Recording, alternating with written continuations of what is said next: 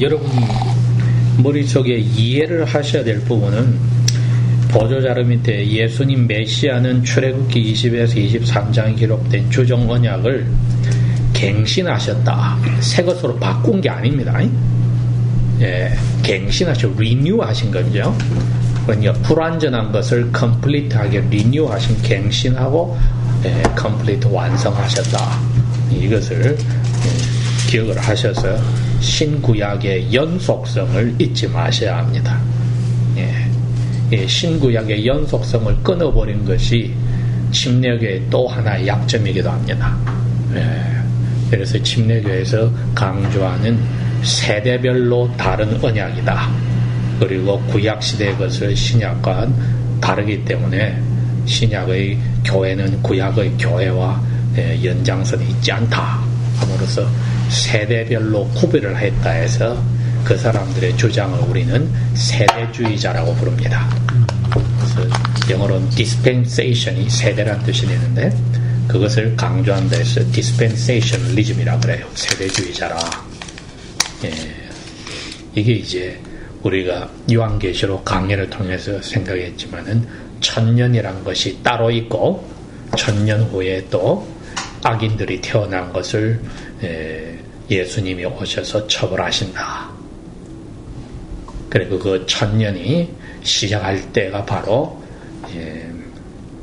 랩처로서 그냥 갑자기 사람들이 하늘로 사라져버리는 사건이 나오고 하는 이런 식의 이야기들이 바로 dispensationalist 세대주의자들이 성경을 연결하지 않고 쪼개서 할 때 나오는 잘못된 해석이죠. 근데 이게 그리스도인들의 그 감정적인 부분을 건드리는 아주 센세이셔널하기 때문에 폭 빠져서 책들이 만들어지고 영화가 만들어지고 하는 겁니다. 성경은 그런 식의 불연속성이고 세대별로 다르다고 하시는 그러한 개런티가 성경 자체는 없기 때문에 초대교회로부터 타락한 천주교까지 그리고 루터 교단이나 영국에서 천주교에서 빠져나온 개신교회 영국 국교 성공회나 개혁교나 장로교나 이 메이저 메인라인 처치 기성 교단들은 여전히 무천년설을 주장합니다. 예수님의 이 복음 시대 자체가 전 세계에 세례를 주고 제자를 만드는 그 전파하는 영적인 천년왕국이다. 그래서 천년왕국이라고는 따로 주님이 몰래 오시고 천년왕국이 있고 그 다음에 사탄과 싸우고 하는 그러한 세대주의자의 해석은 메인라인 처치에서는 2000년 동안에 인정하지 않았다는 것. 그것만 여러분이 머릿속에 가지고 있으면 됩니다. 그래서 우리는 천년설이 밀레니얼리즘입니다. 밀레니엄이라는 게 천년이란 말이니까 밀레니얼리즘에서 그것을 문자적으로 천년이 없다고 믿기 때문에 A를 붙여버리면 없다는 뜻이 되잖아요. 아밀레니얼리즘. 그래서 아밀레니얼리즘은 무천년설입니다. 우리나라로 번역하면. 근데 이 언약의 개념만이 성경 전체의 맥을 연속성, continuity, 연속성을 인정해주는 그 백본, 그 등뼈가 됩니다, 이게. 그래서 성경 자체 이름이 구언약과 새 언약이었듯이 이것을 빼버리고 마치 이게 이상한 그 몇 개 기성교단의 교리인 것처럼 폄훼하고 무시하는 게 순복음파나 침례파나 감리교들이 우리에게 하는 공격입니다. 말도 안 되는 공격이죠. 왜 자기들이 보는 성경이나 우리가 본 성경은 똑같이 신언약과 구언약으로 되어 있는데 그 자체를 인정을 하지 않는 그러한 지적 교만이라고 해야 될지 영적 교만이라고 해야 될지 이단적인 사고를 그분들은 가지고 있는 거지요. 자, 오늘은 언약의 기본 골격이 언약이란 말 자체가 이게 의미가 히브리 말에서는 이게 컷으로 자른다는 의미가 있거든요. 버리드라 그래서. 그러나 디아세키라는 이 말이 그 인격체의 개성 디스포지션이다. 그 사람의 성향, 독특한 개성을 뜻하거든요. 거기서 언약이란 어원이 나왔습니다. 그러니 야훼께서 우리와 언약을 맺었다 하면 그 언약에 야훼의 신의 개성이 그대로 쓰여 있다는 뜻인 거죠. 그건 이해가 됩니까? 예.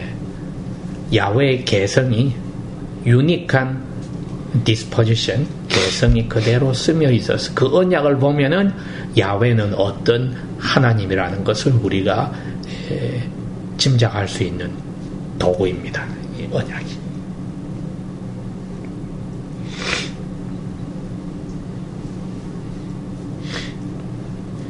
사람들에게 우리가 할 때 기질이 있다 그러지요. 뭐 외향성, 내성적 하는 그게 디스포지션입니다. 네, 그게 개인이 가지고 있는 독특한 개성인데 그 야훼가 자기의 개성을 잘 표현했다. 그래서 언약이란 말 자체에 그릭 말의 그 어원의 개성이라고 하는 의미가 있다 이거죠. 네, 그것을 성경에서는 언약으로 표출을 해서 우리는 구약시대나 신약시대나 야훼의 개성이 잘 드러나 있는 게 언약이라는 것을 압니다. 세 가지로 제가 썼는데 언약은 스스로가 할 수 없고 최소한 두 인격체 사이의 관계를 형성하는 그 제도이다. 2번 그래서 야훼와 언약을 맺은 당사자인 백성이 여러 종류가 있죠. 제일 먼저는 아담이 만들어져서 아담이 했을 때 개인이고 아담과 그의 아내가 맺게 되면 부부가 되고 그 다음에 노아와 같이 아브라함과 같이 가족이 포함되면 가족이 되고 그 다음에 자손들까지 다 들어가면 하나의 가문이 되고 그죠? 그리고 그 사람들이 모인 12지파가 모인 나라가 되고 그 다음에는 예수님 이후에는 성령으로서 세례받고 회개한 모든 언약 백성이 각 나라 다 포함이 된다. 예. 그게 바로 야훼와의 언약의 상대자입니다. 세 번째로 이 야훼의 언약은 두 가지 특징을 가지고 있더라. 항상 이 언약이 프라미스가 있고 그 다음에는 요구사항 디맨드가 있더라. 그렇죠? 이 언약이 이 두 가지를 항상 가지고 오더라. 그리고 야훼의 언약 상대자인 개인이나 부부나 가족이나 가문이나 나라나 신약시대의 모든 강민족과 족속에서 구원받은 그 언약 백성도 야훼에게 프라미스가 있고 요구사항이 있습니다. 여러분 야훼에게 우리가 요구하는 게 있습니다. 그게 유아 세례를 우리가 받을 때 요구하는 게 있습니다. 당신이 이 아이의 신이 되어 주십시오 하고 약속대로 행해 주십시오 하고 요구를 합니다. 그리고 우리가 기도할 때도 하늘에 계신 우리 아버지여 하고 당신의 약속한 대로 우리가 이처럼 언약 백성으로 순종하니 약속을 지켜 주십시오 하는 요구가 있습니다. 이거는 부당하지 않습니다.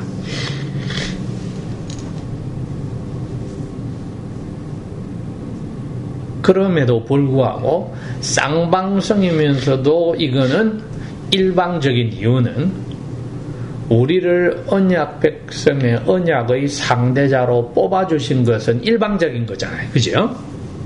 그랬기 때문에 일방적인 은혜 아래에서 우리가 상대적으로 표현해서 쌍방성으로 약속도 하고 요구하는 게 있다.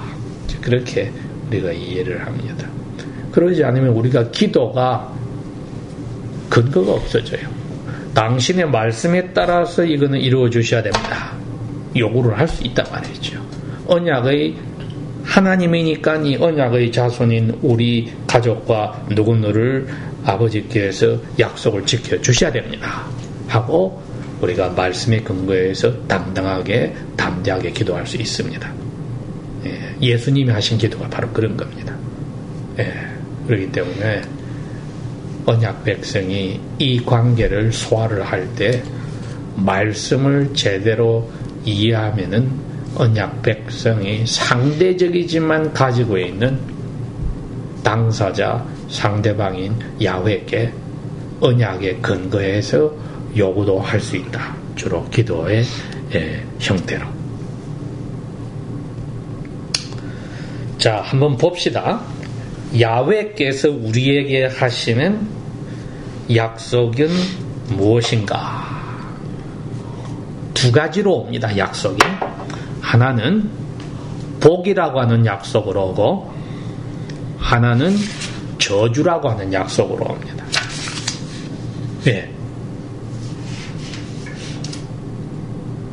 요구 명령을 하셨을 때에 이루면은 복이라고 하는 약속을 주시고 디맨드를 브레이크해서 어기면은 curse 혹은 threat라고 하는 저주를 가지고 오셔서 하겠다고 약속입니다. 그것도 약속이죠.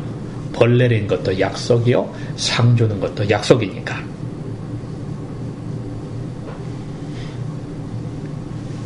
그래서 이 부분이 오늘 저희들이 여기에 행위 언약과 은혜 언약이라고 그 밑에 1번, 2번 이렇게 나눈 것을 기본 사항이 됩니다.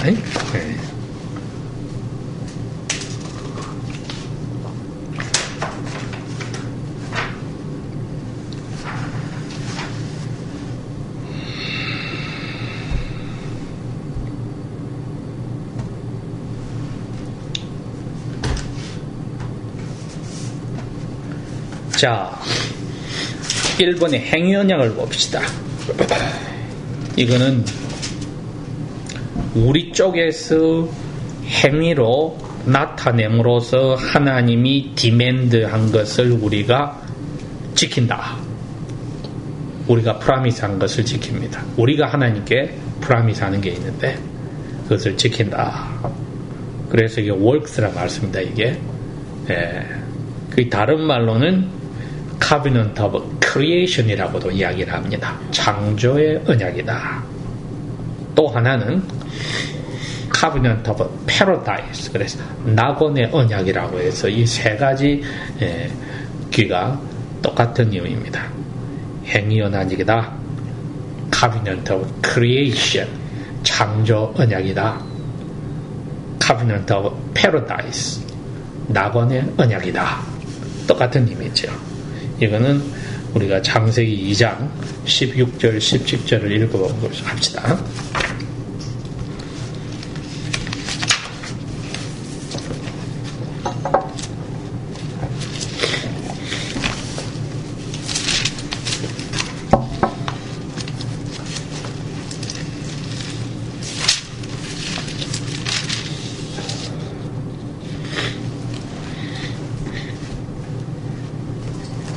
주 하나님께서 그 사람에게 명령하여 말씀하시기를 동산의 각종 나무의 것은 내가 마음대로 먹을 수 있으나 선과 악을 알게 하는 나무의 것은 먹지 말라. 내가 그 나무에서 나는 것을 먹는 그날에 내가 반드시 죽으리라 하시니라. 예. 그 다음에 15절은 어떻게 됩니까, 여러분? 15절. 2장 15절이요. 예. 주 하나님께서 그 사람을 이끌어 그를 에덴의 동산에 두시고 그것을 가꾸고 지키게 하셨다. 예. 15절도 명령입니다. 일을 해라. 그리고 16절도 명령입니다. 그죠? 15절은 긍정적인 명령이고 16절은 부정적인 명령입니다. 예. 그래서 이걸 다 묶어서 우리가 정리를 해봅시다.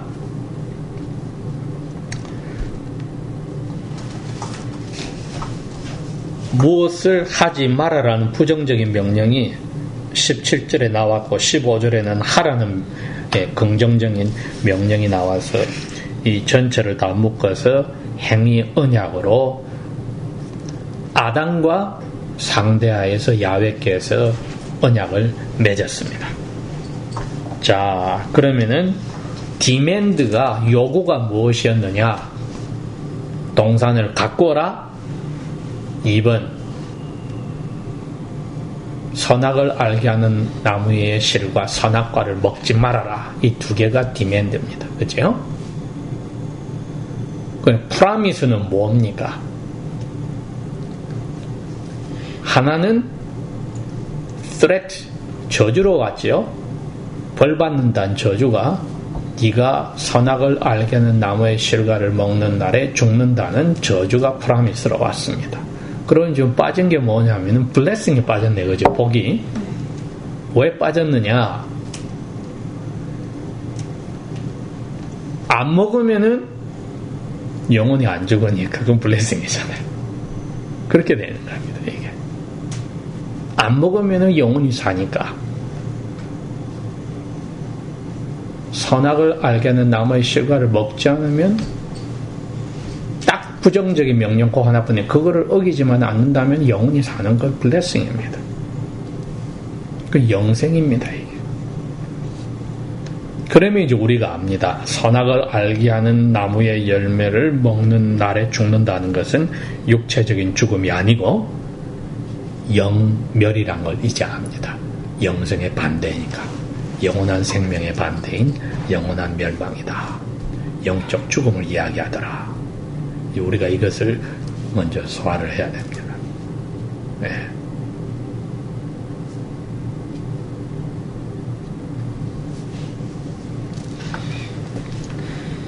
로마서 5장 12절을 가봅시다. 로마서 5장 12절 13, 14, 그 세 절을 읽어봅시다.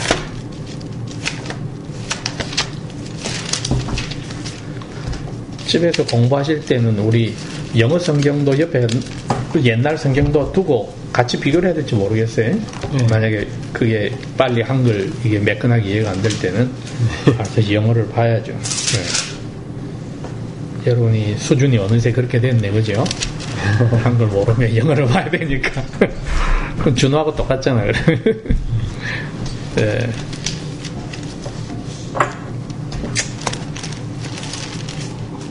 12, 13, 14 읽어봅시다.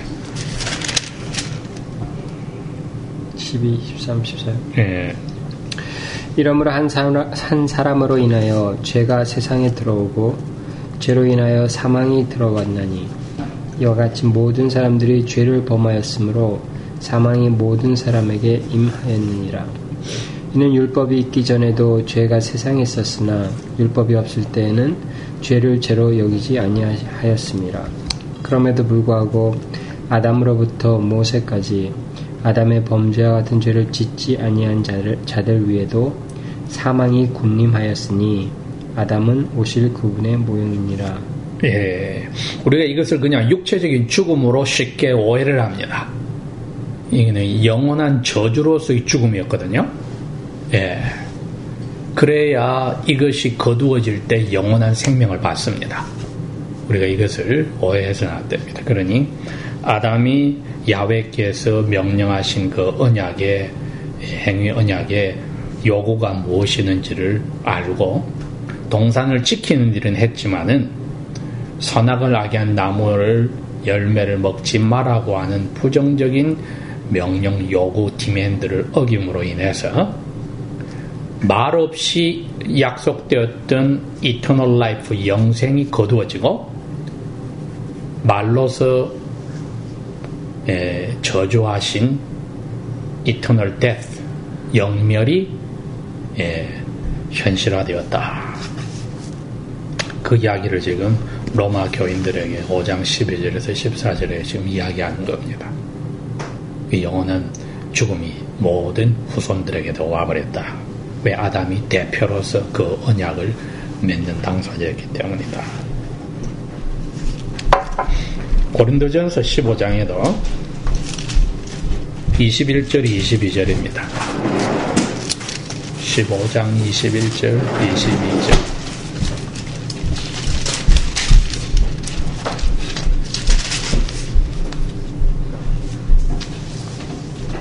21절 하고 25절이요? 아니면 21절? 21, 2.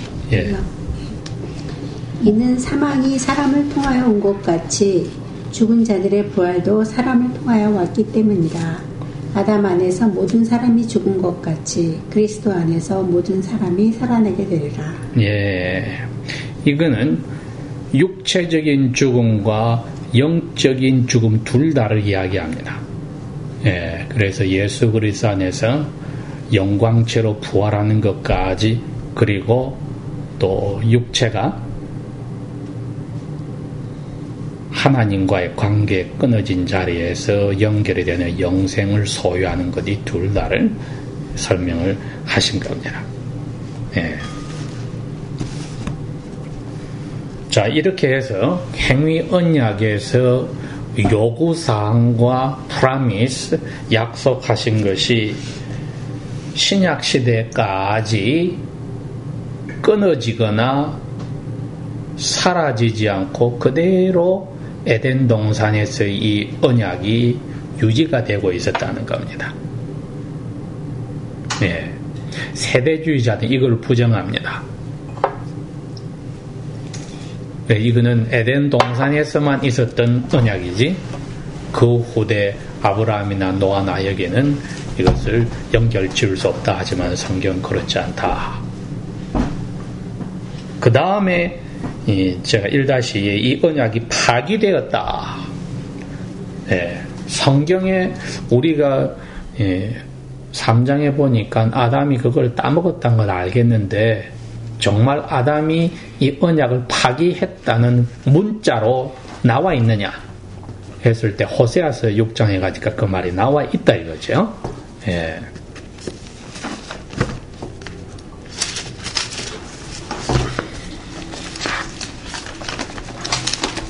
6장 7절 전반부가 거기 있습니다. 6장 7절 봅시다.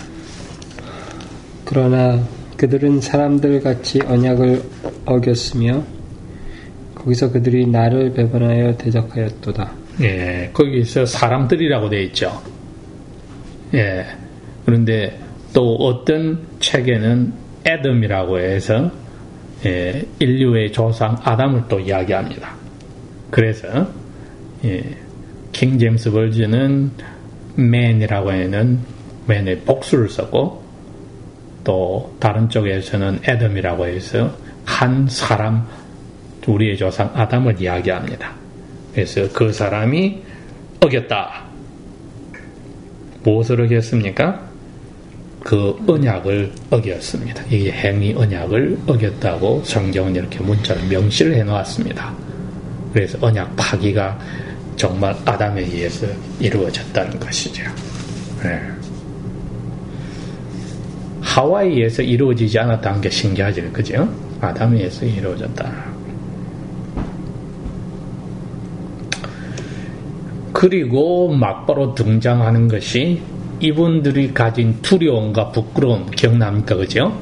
두려움과 부끄러움이 등장하고 모아가 잎사귀로 치마를 만들어서 동산 나무들 밑에 숨었다. 이 두려움과 이 부끄러움이 약속된 벌입니다. 영원한 죽음을 가졌을 때 오는 벌입니다. 그죠? 예, 영원한 죽음을 어떻게 아느냐? 이 두려움과 부끄러움을 봄으로써 영원한 죽음이 왔다는 것을 아는 거죠. 예.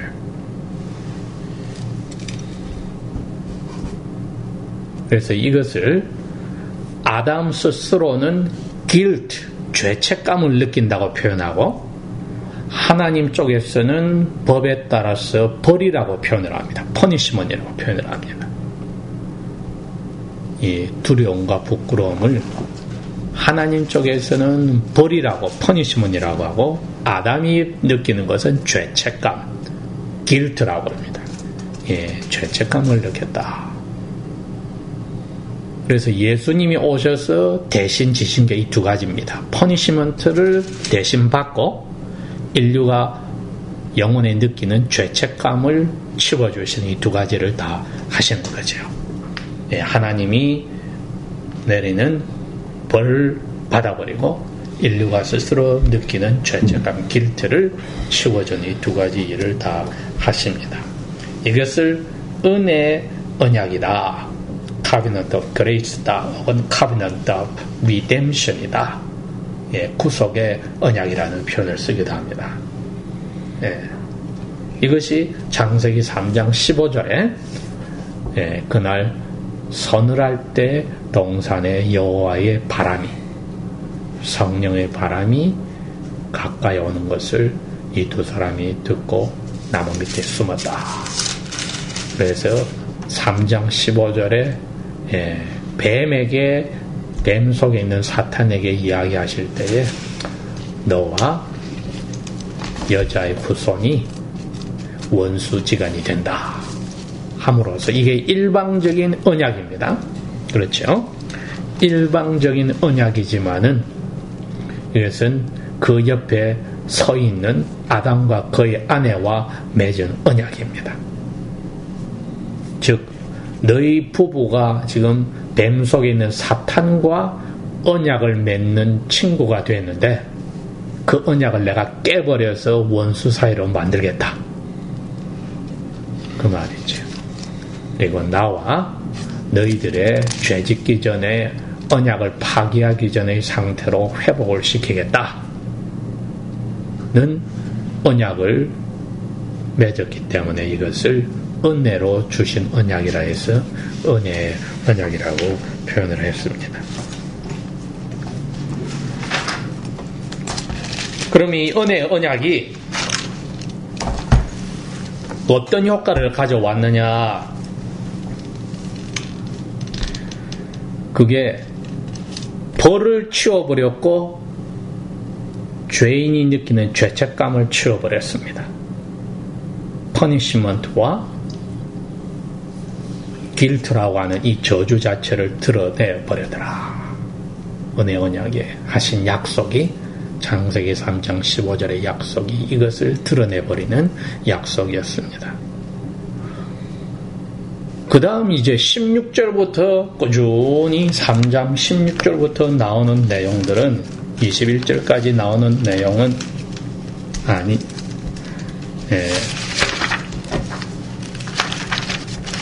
21절에 19절인가요?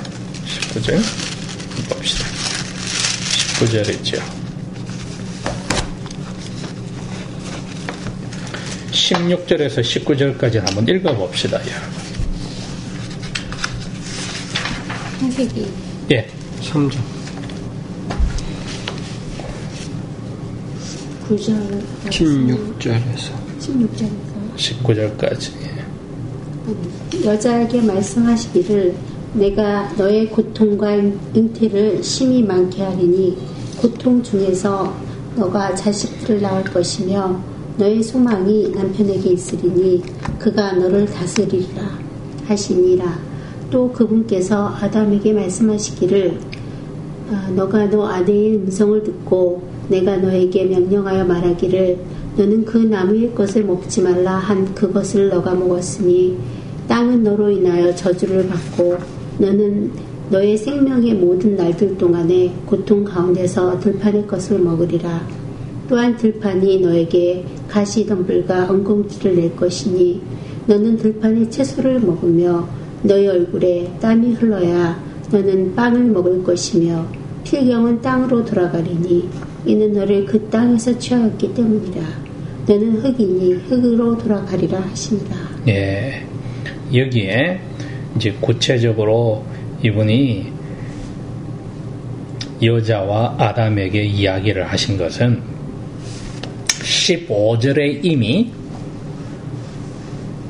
은혜의 언약의 정수인 퍼니시먼트, 벌과 죄인들이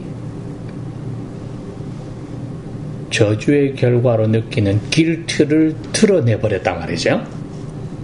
그러니까 아담과 그의 아내에게는 길트와 퍼니시먼트, 이 저주인 벌과 죄책감은 용서가 되어버렸습니다.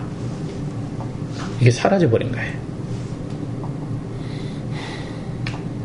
이것은 하늘 법정에서 무죄라고 판정을 주신 겁니다. 왜? 여자의 후손이 사탄에게 발꿈치를 물리겠다고 하는 약속에 따라서 앞으로 일어날 그 약속의 성취를 보고 지금 아담과 그의 아내에게는 너희들은 이 약속의 성취를 믿기만 하면은 약속하였던 벌과 길트 자체가 캔슬 아웃돼서 없어진다 하고 15절에 끝났습니다. 그러면 아담과 그의 아내는 용서받은 죄인입니다. 지금 다시 하나님과 언약 속에 있는 은혜 언약 속에서 행위의 언약을 자기들은 어겨서 파기했는데 15절에서 여자의 후손이 와서 행위의 언약을 다 지켜주고 죽음으로까지 발꿈치를 물림으로까지 다 지켜줘서 행위의 언약을 완성시켜버림으로써 이게 액티브 오비디언스라고 그럽니다. 적극적인 순종이라 합니다. 왜? 아담이 지키지 못한 행위의 언약을 하나님이 하라고 한 명령을 다 지켜버렸다 함으로써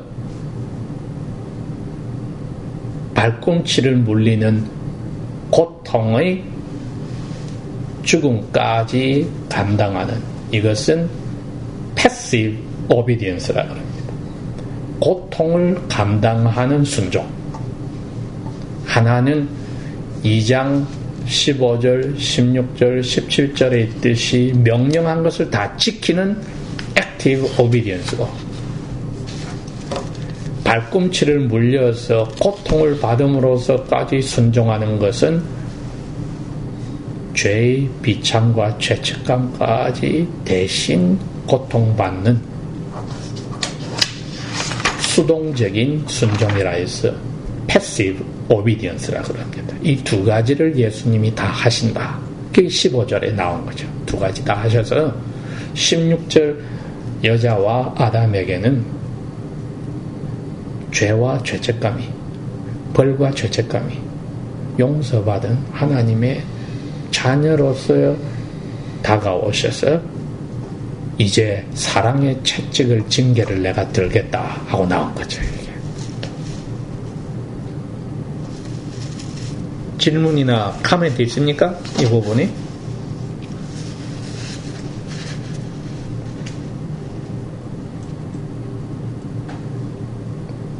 없습니까?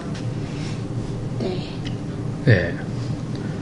그러니 punishment, curse, 약속된 이 저주는 15절에서 이미 약속함으로써 해결을 해버렸습니다. 그리고 거기에 따른 사람이 받아들이는 기롤트, 죄책감도 해결이 났습니다. 왜? 여자의 후손이 대신 지어준다고 약속을 하시므로.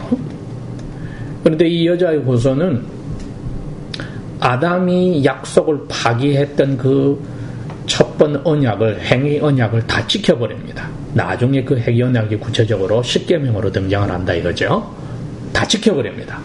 그러면서 이거는 능동적인 순종, 적극적인 순종이라 액티브 오비디언스를 다 하시고, 그 다음에는 죄책감과 벌을 뒤집어 쓰는 고통의 순종은, 발꿈치를 물리는 순종은 패시브 오비디언스를 또 이분이 감당하시고 함으로써 16절부터 아담과 그의 아내에게는 이 죄와 그에 따르는 비참함 그리고 죄책감이 사라져버린 하나님의 자녀들에게 내리시는 이제 선고입니다.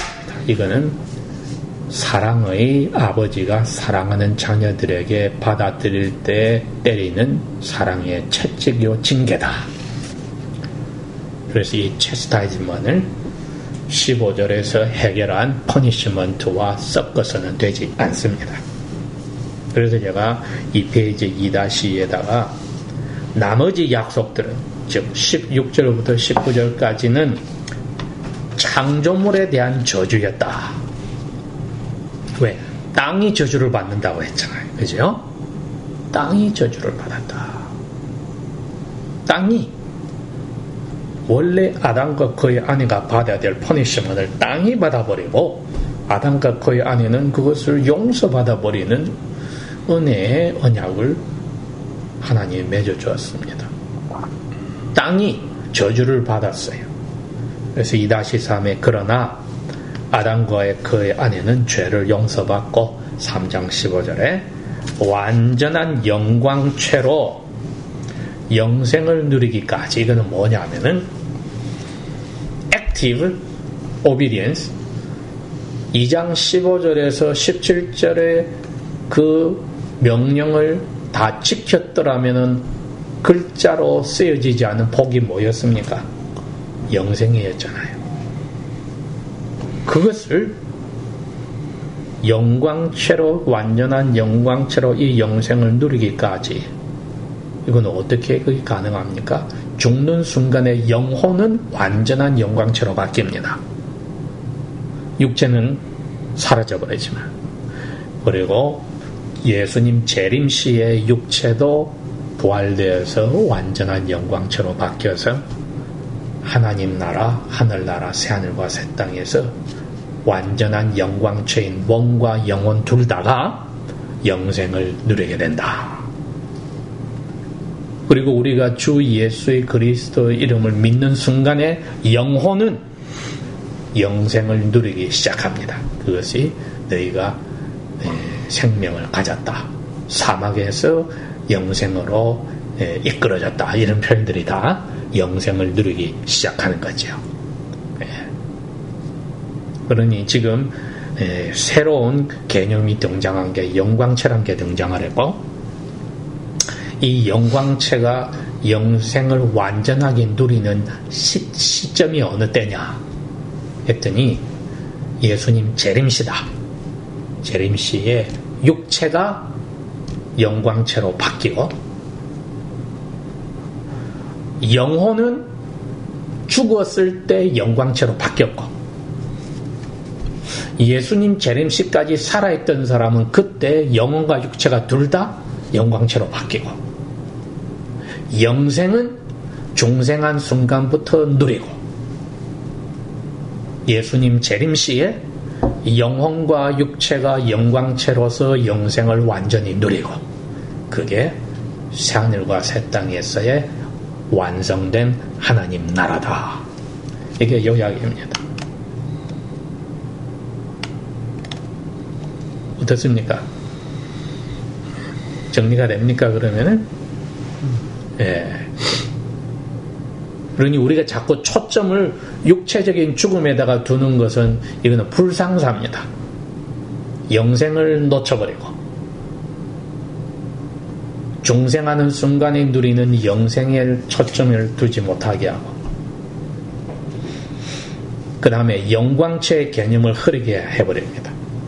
이 영광체라는 게 영과 육체 둘 다를 포함하는 거니까. 그러면 중생하는 순간에 우리의 영혼은 영광체가 아닙니다.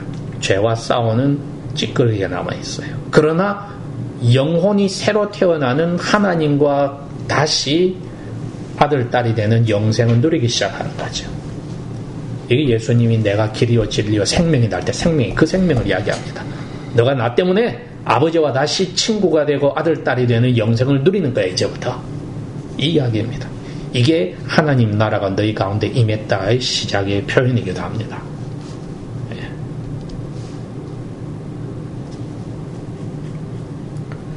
계속 읽어갑니다. 영생을 누리기까지 그들 아담과 그의 아내 때문에 대신 저주받은 만물 가운데서 살면서 이 부분은 저주 대신에 은혜의 징계, 사랑의 징계를 받으며 살게 되었다. 이제 이해가 됩니까? 그럼 이 언약을 파괴하는 사람들은 어떻게 됩니까? 은혜에서 미끄러져서 저주 아래 가잖아요. 그게 극명하게 표현된 게 요한복음 3장입니다. 한번 볼까요?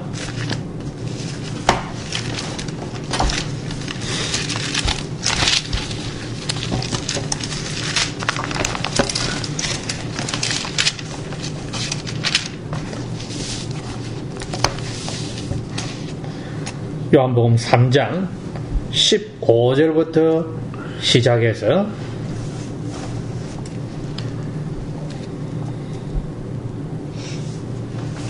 19절까지 한번 읽어봅시다. 15절에서 19절까지.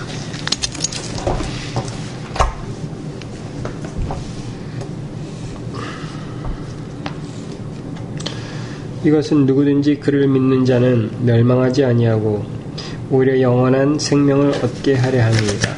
이는 하나님께서 세상을 이같이 사랑하시어 그분의 독생하신 아들을 주셨으니 이것은 누구든지 그를 믿는 자는 멸망하지 아니하고 오히려 영원한 생명을 얻느니라. 이는 하나님께서 자신의 아들을 세상에 보내신 것은 세상을 정죄하려 하심이 아니요 오히려 그를 통하여 세상이 구원을 얻게 하심이니라. 그를 믿는 자는 정죄를 받지 아니하나 그를 믿지 아니한 자는 이미 정죄를 받았나니 이는 하나님의 독생하신 이들의 아들의 이름을 믿지 아니하였기 때문이라. 그 정죄는 이것이니 곧 빛이 이 세상에 왔으나 사람들이 빛보다는 오히려 어두움을 더 사랑하였으니 이는 그들의 행위가 악하기 때문이라. 예, 여기서 정죄란 단어가 condemnation입니다. 그 말은 법정에서 선고로 너는 guilty 하고 죄졌다고 땅 때리는 게 정죄입니다. 이게 사라져버렸다는 거죠. 그 아들을 믿는 사람에게는 그게 없어져서 영원한 생명을 누리고 그 아들을 믿지 않는 사람은 이미 거기서 미끄러져서 언약을 파기하는 아담의 죄와 같이 파기함으로써 정죄, 저주 아래 들어가 버렸다. 죄가 있다 해서 저주 아래 들어가 버렸다. 이게 요한이 보았던 자기 당대의 유대의 언약 사람들의 언약 백성 가운데 이 두 종류가 딱 나눠지더란 거죠. 대부분이 이 세상에 속해버린 겁니다. 율법사나 바리새인이나 서기관들은 하나님의 아들을 믿지 않아서 스스로가 마귀를, 사탄을 자기의 아비로 섬기는 사탄의 자녀로 떨어져 버린 거죠. 이게 저주의 대상이 된 겁니다.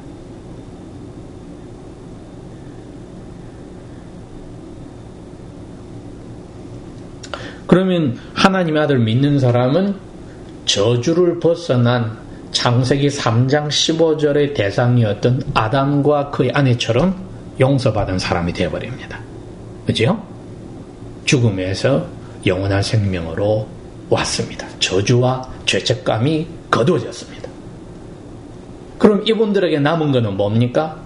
아담과 그의 아내처럼 저주받은 우주 만물 속에 있으면서 사랑의 징계를 받고 살게 되는 거죠. 이게 그리스도인의 십자가 지는 삶입니다.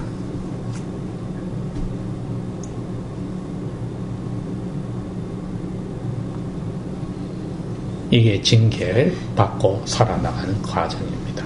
영광체로 육체와 영혼이 완전히 바뀌는 날까지 우리가 이 환경에서는 벗어날 수 없다. 로마서 8장은 구체적으로 그랬잖아요. 예, 만물이 고통 가운데 부패해 가야 된다는 저주 아래서 끙끙거리고 하나님의 아들들이 나타나기를 학수고대하고 있더라. 그러나 막상 하나님의 아들들은 이 저주에서 해방이 되고 죄책감에서 해방이 되어 사랑의 징계 속에서 일생을 만물 속에서 살고 있고 그렇게 된 겁니다. 네.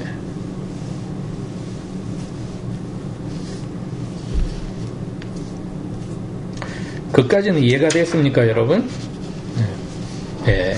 그러면 우리가 아까 읽었던 창세기 3장 16절에서 19절까지가 소화가 됐습니다. 네, 사람들이 살면서 당하는 괴로움, 어려움들은 다 사랑의 채찍이지 우리가 슬퍼하며 낙심할 게 아니다 이건. 그죠? 이게 사랑의 표현인데요.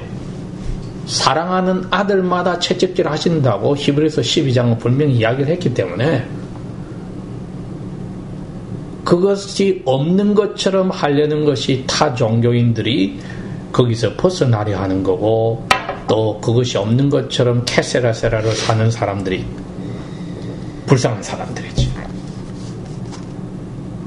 우리는 이것을 감사히 받아들이고 순종하여서 예수님 뒤로 따라서 십자가를 즐겁게 지고 가니까 다른 종교의 신봉자들이나 아예 무신론자들이라는 사람들의 자기 인생을 그냥 내일이 없는 것처럼 던지고 빠져서 사는 사람들과는 별개의 은혜 받은 삶을 사는 거다. 그게 여러분이 매주 목요일마다 이렇게 누가 보면 이 청승맞은 일이고 어떻게 보면은 고통이고 그렇죠. 그 시간에 뭐를 못 하겠습니까? 놀러 갈 수도 있고 별의별 걸 할 수 있는데도 이걸 한다는 자체는 우리는 즐겁게 십자가 지는 것이고, 이게 낮과 밤처럼 다른 삶이지요. 예를 들자면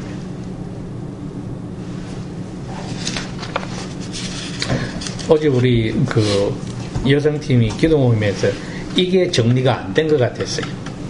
그래서 오늘 내가 부랴부랴 내용을 고친 거예요. 네.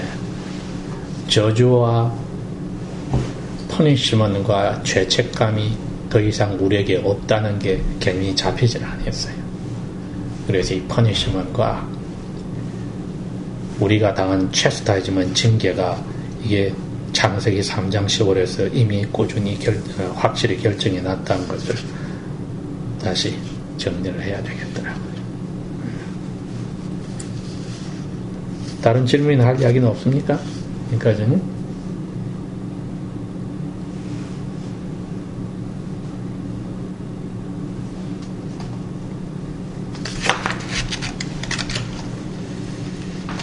자, 이제 그 다음에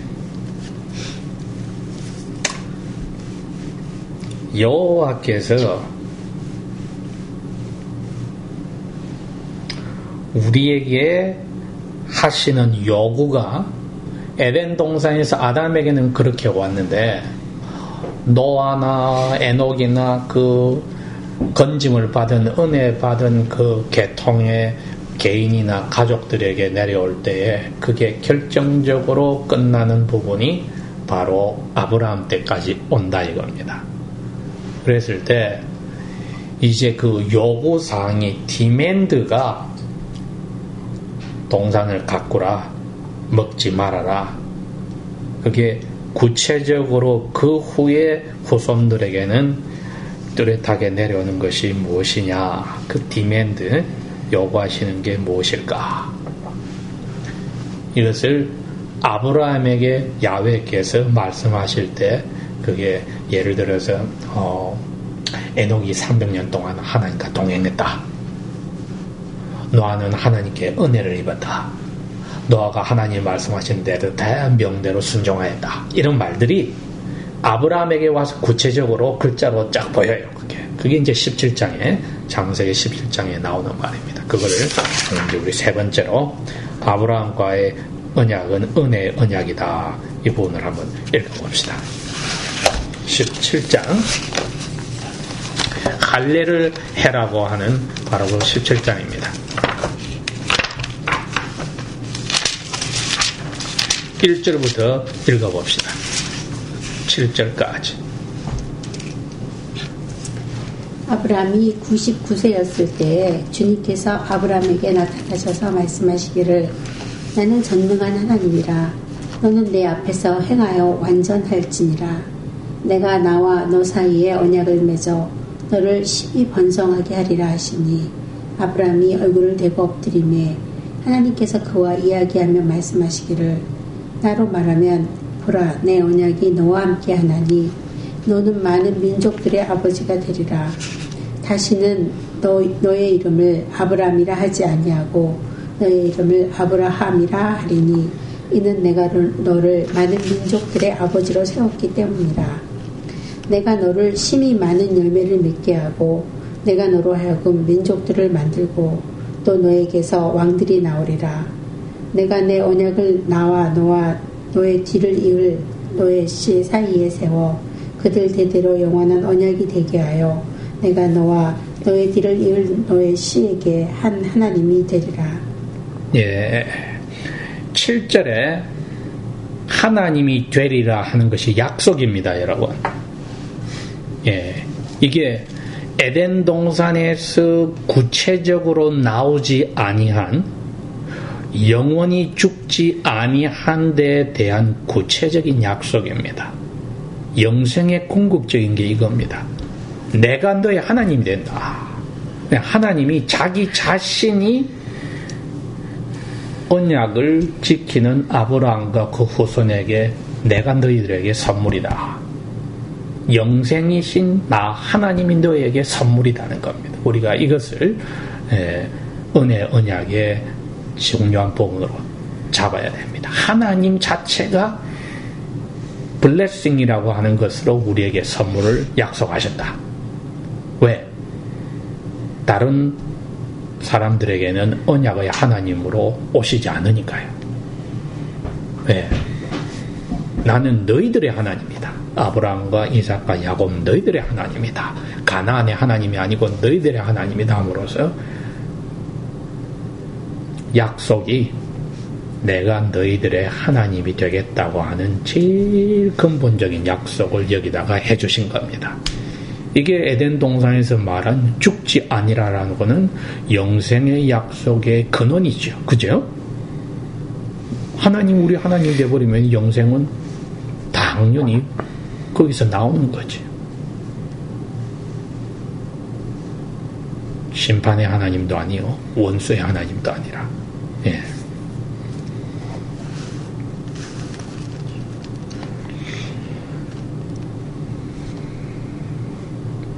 그런데 이 아브라함은 누구의 후손이냐 했더니 노아의 세 아들 중에 셈의 후손이었습니다.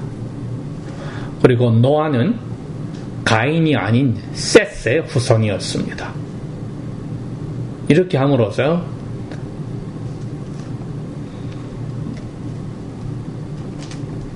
에덴 동산에서부터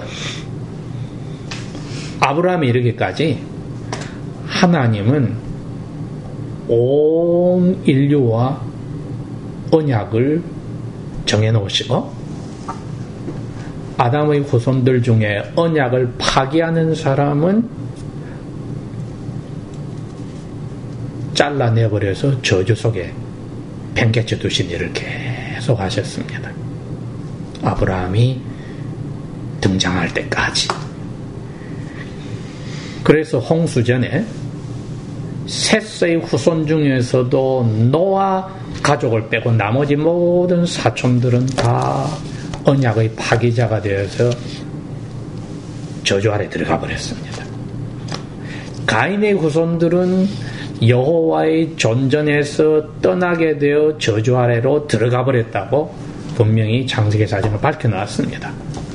그래서 가인은 저주받은 만물 속에서 또 저주받은 언약의 저주받은 사람으로 살게 되었고,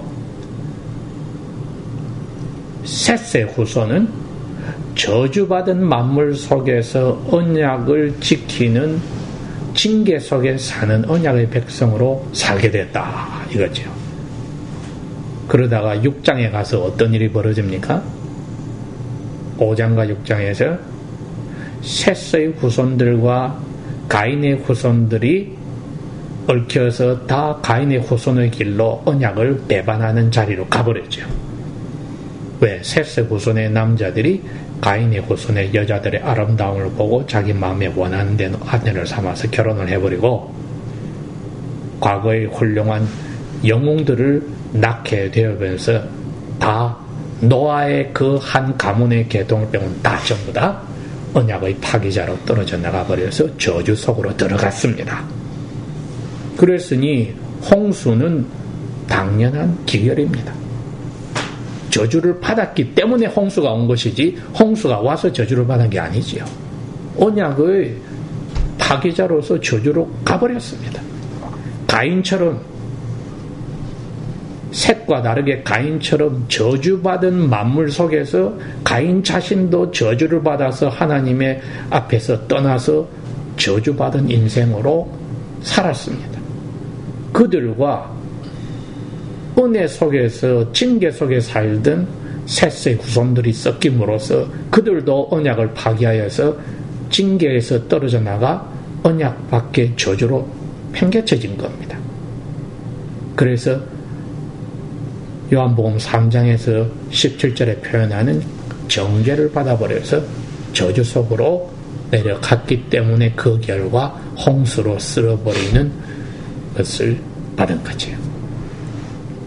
그리고 지금 다시 7, 800년이 지나서 아브라함까지 왔습니다.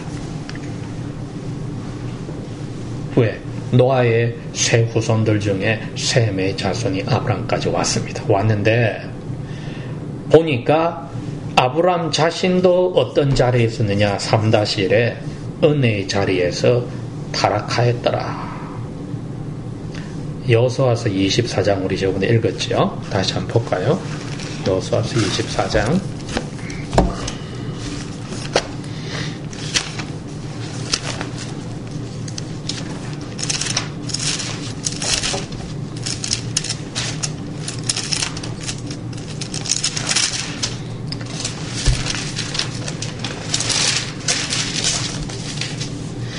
한번 읽어봅시다. 2절부터.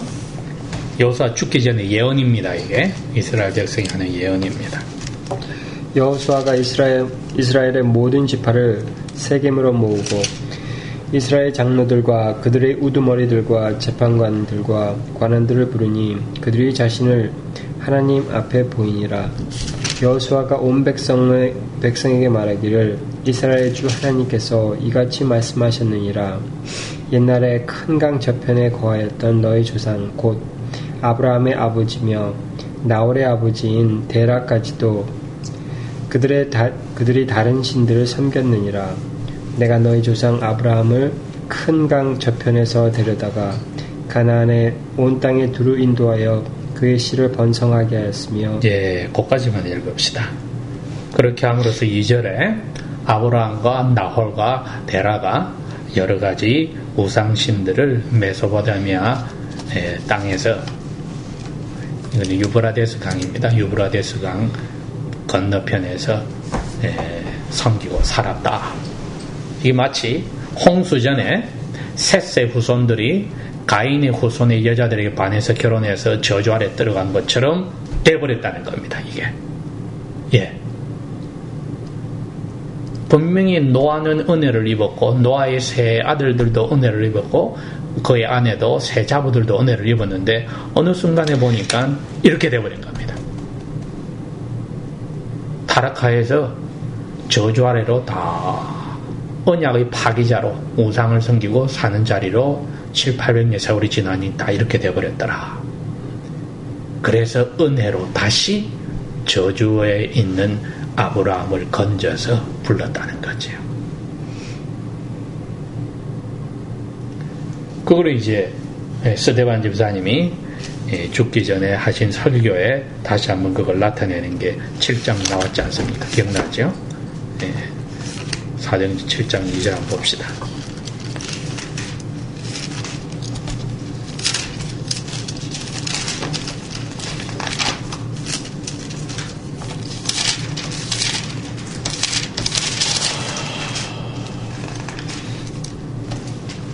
(2절에서) 여기도 4절까지 읽도록 합시다. 7장 2절에서 4절. 스데반이 말하기를 여러분 부용들이여 귀를 기울여 들으소서. 우리 조상 아브라함이 하란에 거하기 전 메소포타미아에 있을 때에 영광의 하나님께서 그에게 나타나시어 말씀하시기를 너는 내 고향과 내 친족을 떠나 내가 네게 보여줄 그 땅으로 돌아가라 하시니 그가 갈대아 사람들의 땅에서 나와 하란에 거하다가 그의 아버지가 죽은 후에 하나님께서 그를 그곳에서 너희가 지금 거하는 이 땅으로 옮기셨느니라. 예, 이 옮긴 장소가 바로 하란에서 너 이제 아버지도 죽었으니까 다 정리하고 나오라 한 것이 창세기 12장 1절의 말씀입니다. 예, 창세기 12장 1절이 바로 이겁니다. 하란에서 아버지가 돌아가셨을 때 옮기셨다 할 때가 창세기 12장 1절의 명령입니다. 이제 그거를 다시 한번 읽을까요? 12장 1절.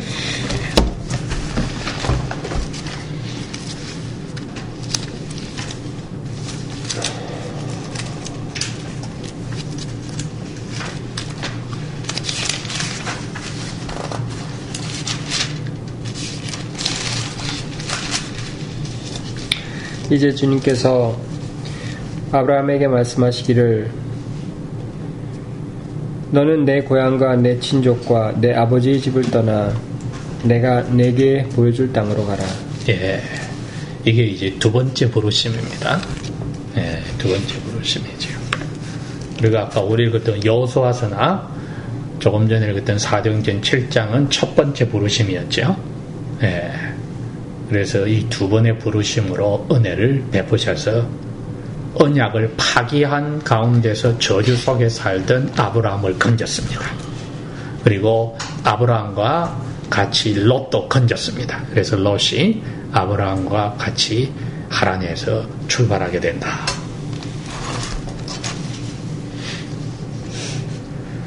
그래서 3- 이것은 여호와의 부르심은 개인의 부르심에도 불구하고 가족 단위로 하셨더라. 노아 때도 그랬고 아담과 그의 아내에게 찾아왔을 때도 그랬고 가족 단위로 부르시더라. 그래서 그 세 가지를 여기다가 저희들 써놨습니다. 또 이 가족 단위로 또 사탄도 공격을 해서 망가뜨리더라. 그죠? 가족을 나뉘어서 결국은 가족 전체가 넘어지게 하는 작전을 사탄도 야훼의 언약의 방법과 딱 같은 방법으로 시도를 하더라.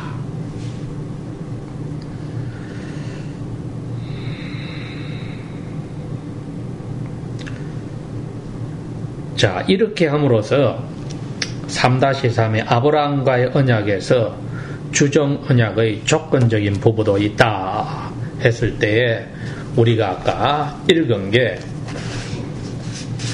17장 1절이었습니다. 창세기 17장 1절에 내가 전능한 하나님 엘샤다인데 아브라함 너는 내 앞에서 완전하라고 명령을 하셨죠. 그죠? 이게 바로 창세기 3장 2절 15절에서 17절에 말로 표현되지 아니하였던 영생을 약속하려고 조건적으로 주신 명령입니다. 아브라함 너는 내 앞에서 완전히 행하라. 은혜 받은 에녹이 행하였듯이 은혜 받은 노아가 행하였듯이 아브라함 너도 내 앞에서 완전히 행하라. 고 demand 아까 기억납니까? 언약의 상대자에게 이처럼 구체적인 요구를 명령을 하셨다는 거죠. 그러면은 아브라함 쪽에서 약속은 무엇을 해야 하느냐? 믿음으로 순종하는 게 자기 자신을 던지는 겁니다. 자기 자신의 몸과 영혼을 다하여서 믿음으로 순종하면은 약속입니다. 그게. 그 대표적인 게 할례지요. 그리고 대표적인 게 나중에 보니까 자기 목숨만큼 사랑하는 외아들을 순종으로 바치는 것. 이 전체가 다 신약 시대에 오니까 예수님이 활용정점입니다. 정리해서 딱 그러셔요. 자기를 부인하고 딱 그렇게 나옵니다. 그게. 자기를 다 던진다 말은 자기 부인을 해야만 가능한 이야기니까요. 이래서 신구약이 이렇게 연결이 돼서 끊어지지를 않습니다. 아브라함에게 요구가 그겁니다. 너 그냥 나이 들어서 고향 떠나고 이민 가라. 힘들지만은 그거는 자기 자신을 다 투자해서 목숨을 버리는 일이 아닌데 17장에 왔어야 이제 이야기를 하십니다. 이때 아브라함 나이가 몇입니까? 85입니까? 99세입니까? 예. 그러니까 이삭 태어나기 직전이다, 그죠? 이삭을 약속하시는 그 과정에서 이 선물을 주시는데 조건이 너도 나에게 약속해라는 거지. 나는 너에게 요구를 한다. 순종해라는 너 자신을 내놓으라고 요구를 할 때 너도 나에게 내놓겠다 약속을 해라. 행위 완전하여 행하라. 약속입니다.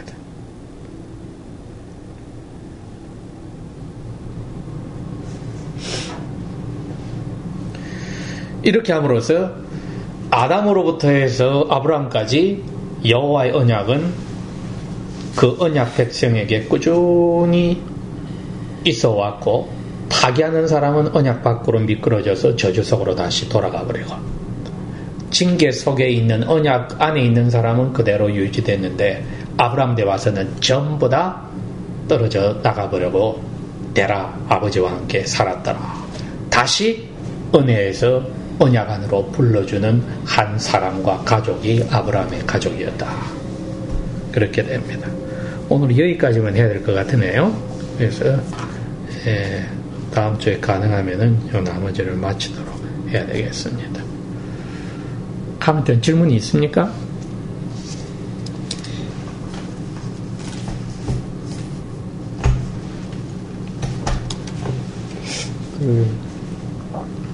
전에는 어떤 생각이었냐면은 왜 그게 이렇게 아브라함 때 이렇게 없어졌는지 하나님을 떠났는지 왜 그렇게 됐을까? 그게 참 그냥 막연하게 그렇게 생각했는데 지금 생각해 보면은 굉장히 쉬운 것 같아요. 내가 만약에 한 세대만 그 자녀들에게 자기가 게을리하고 안 가르쳤다면 그 아이들의 세대는 분명히 더 안 가르치고 그러니까 한 세대만 잘못하면 그게 그냥 끝나버리겠더라고요. 그걸 생각해보니까 그래서 그게 그렇게 이상한 게 아니었구나라는 생각이 들어요. 처음에 왜 그랬을까? 이렇게 했는데 우리도 쉽게 그렇게 내가 그 자녀들을 그렇게 이끌지 아니하면 그 자녀의 자녀들은 완전히 180도로 될 수도 있겠다. 30배, 60배, 100배 기하급수적으로. 그렇죠.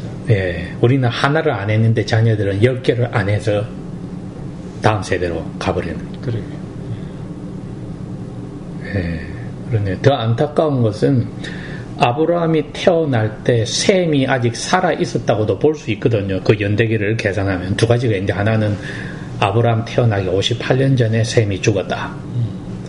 혹은 아브라함인 셈이 태어나고 나서 죽었다. 이제 계산에 따라 다르단 말이죠. 그러니까 이 600살, 700살 먹은 할아버지들은 눈에 피눈물이 나는 거죠. 자손 몇 대로 다 그냥 끝나버려서 우상숭배로 그냥 부귀 영화 누리고 그냥 가버렸어. 다 저주 속에 가버렸으니까. 이게 안타까운 거죠. 그러니 그 오래 살아서 뭐 하겠습니까? 그 은혜 아래에 있던 받았던 그 자손들이 다 저주 아래로 가버렸으니까. 그 얼마나 그 노년이 쓸쓸하고 피말랐겠냐고요.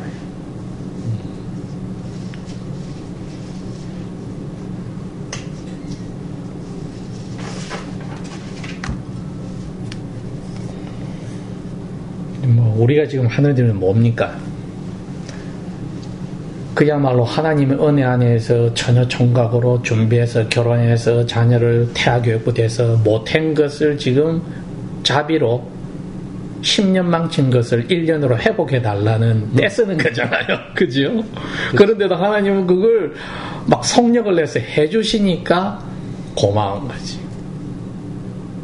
너 고생 10년 해 똑같이 이렇게 안 하고 내가 10년 애간장 너희들 때문에 녹았는데 너희들도 그 정도 해 하지 않고 1년 안에 해주시는 그러한 자비가 있으니까 이게 참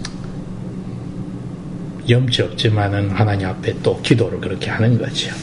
당신을 주신다고 한 하나님이 선물이 된다고 하는 그것을 지켜달라 하고 기도를 할 수 있는 거고 당신의 약속에 의지해서 우리가 기도한다고 할 수 있는 거고 또 예수님이 우리 대신 다 지켰으니까 영생을 따주신다고 한 것 이제 그걸 시작으로 저희들이 그 하나님 나라의 삶을 살게 베풀어 달라고 기도하는 거. 그러니까 예수님이 그걸 배려해서 그지요? 하늘에 계신 우리 아버지라 부르라 그러고 뜻이 땅에서도 이루어지게 해달라고 기도하라고 했습니다. 이게 이제 그렇게 하고 사는 거죠.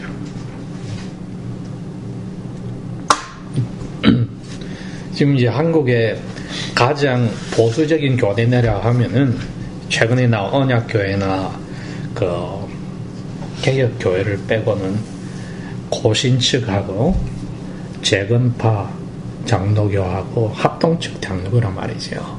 근데 합동측 장로교회에서 제일 큰 교회가 사랑의 교회잖아요. 적어도 뭐 3만 5천 명, 4만 명이 모인다 하는데 지금 이 사랑의가 완전히 이제 손가락질 받는 자리로 들어가 버렸단 말이지. 담임 목사가 뭐 박사학위 논문 표절하고 대필하고 설교까지 다른 사람이 써준 거 읽고 이제 이게 다 이제 밝혀지게 됐는데 이 친구는 절대로 자기가 안 했다고 시치미를 떼고 그 지금 어리어리한 예배당을 짓고 있는데 그것을 완성하기 위해서 당에도 덮어주고 왜 이 목사가 떠나면은 헌금이 안 거치고 이거는 안 될 것 같으니까 교회를 건지기 위해서 이 목사를 덮어주고 이제 이런 일들이 벌어지니까 억하는 목사 밑에서 교육받았던 옛날 교인들이 지금 들고 일어나서 이렇게 해서 안 된다고 지금 이제 그 교회가 그냥 까발려져 버렸단 말이죠. 뭐 조선일본인데 이제 다 나와서 교수나 뭐 인기 연예인이나 뭐 목사나 이렇게 표절해도 잘 먹고 잘 산다. 말세다. 이런 식으로 나와버린 거예요.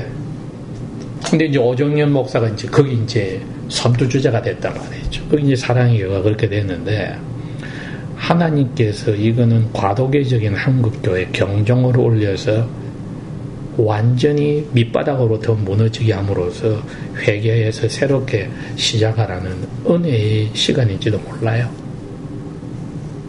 왜? 다른 교단이 되었든 자유교단이 되었든 장로교 합동 측의 사랑의 교회만은 그래도 건실하고 빛의 역할을 해야 된다는데 그 얘기가 무너져 버렸으니까. 예, 그래서 아주 지금 뭐 떠들썩합니다. 제가 지난번에 말씀하신 네. 거 듣고 뒤져봤어요? 뒤져봤는데 예. 그분도 참 대단하시대요. 예. 오카노 목사님께서 생전에 돌아가시기 전에 그분한테 쓰신 편지를 이런 것들을 예. 이제 공개하고 했더라고요. 그 아드님 되시는 분인데. 그래요. 네, 그렇게 그 오카노 목사님이 그렇게 하지 말아라고 하신 일들을 지금 다 하고 있다고. 네, 그래서 아드님하고 그 외 교인분들이 되게 안타깝다고 그러셨던데 교회가 이제 막 이렇게 갈라지게 되겠죠. 방법은 그거밖에 없죠. 이 친구는 그걸 노릴 겁니다. 그래서 눈밖에 나는 사람들은 다 옥하는 목사를 기다리는 사람들은 다 빠져나가게 해서 자기가 오고 나서 새로 수평이동한 사람들만 모아도 숫자가 3만 명이 넘으니까 그 사람들 가지고 유지하겠다는 계산이 있는 것 같아요. 그리고 장로들도 그것을 생각하고 지금 그런 작전을 한 것 같거든요. 예, 그래서 참 어처구니 없는 일이 지금 벌어지고 있는 거죠. 그 예배당의 공사가 그렇게 엄청나게 크던데. 예, 그렇죠. 상상을 초월하지요. 그것도 가장 한국에서 가장 비싼 땅이다. 예, 근데 보십시오. 이것도 한 세대를 못 건너가는 거예요. 30년이면 30년도 안 됐죠.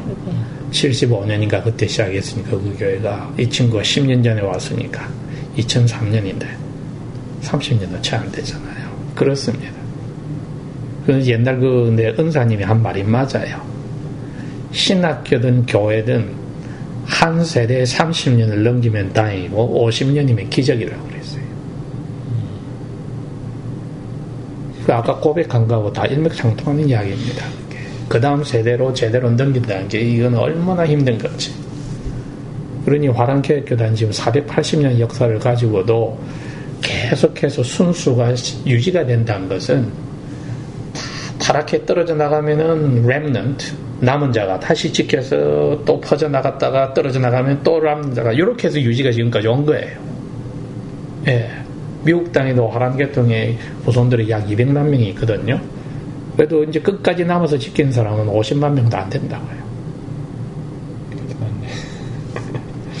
예. 숫자적으로는 엄청나지요. 예.